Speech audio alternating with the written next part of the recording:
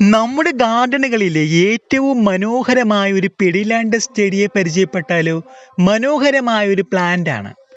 എൻ്റെ ഗാർഡനുകളിലെ അനേകം ചെടികളിൽ ഏറ്റവും മനോഹരമായ ഒരു ഇലച്ചെടിയാണിത്. കാണാൻ തന്നെ വളരെ മനോഹരമാണ്. ഒരുപാട് പേർ വീട്ടിൽ വരുമ്പോൾ ഇത്തരം ചെടികൾ ചോദിച്ച് വാങ്ങിക്കൊണ്ട് പോകാറുണ്ട്. എൻ്റെ വീട്ടിലെ ചെടികൾക്കൊരു പ്രത്യേകതയുണ്ട്. അമ്മ എവിടെയെങ്കിലും പോയി മടങ്ങി വരും വഴിക്കാവും ധാരാളം ചെടികൾ കളക്ട് ചെയ്ത് കൊണ്ടുവരുന്നത്.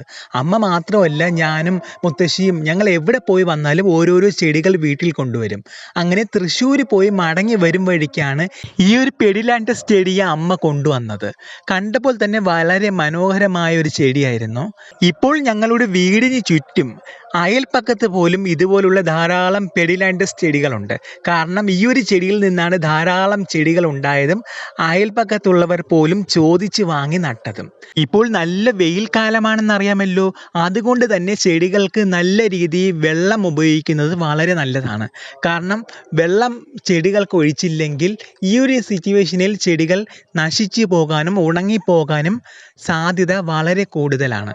അതുകൊണ്ട് നന്നായിട്ട് ചെടികളെ പരിപാലിച്ച് നിർത്തുക. ഭൂമിയുടെ ഒരു സമ്പത്ത് തന്നെയാണ് മനോഹരമായ ചെടികൾ.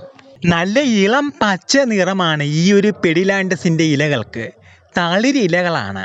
ഒറ്റ നോട്ടത്തിൽ കണ്ടു കഴിഞ്ഞാൽ പച്ച ക്യാബേജിൻ്റെ ഇല പോലെ തോന്നിക്കുമെങ്കിലും നല്ല മനോഹരമായ ഇല തന്നെയാണ്. പിന്നെ ഈ വെയിൽ കാലത്ത് ഇത്തരം ഇലകൾ തളിരിലകളായതുകൊണ്ട് തന്നെ വാടിപ്പോകാൻ ധാരാളം സാധ്യതയുണ്ട്. അതുകൊണ്ട് വെള്ളം ഒഴിക്കാതെ, ഒരു കപ്പിൽ കോരി ഒഴിക്കാതെ ഈ സ്പ്രേ ചെയ്യുന്നതോ ഓസിൽ ചെറിയ രീതിയിൽ പമ്പ് ചെയ്യുന്നതോ വളരെ നല്ലതാണ്. ചെടികൾക്ക് അങ്ങനെ പമ്പ് ചെയ്യുന്നതാണ് നല്ലത്.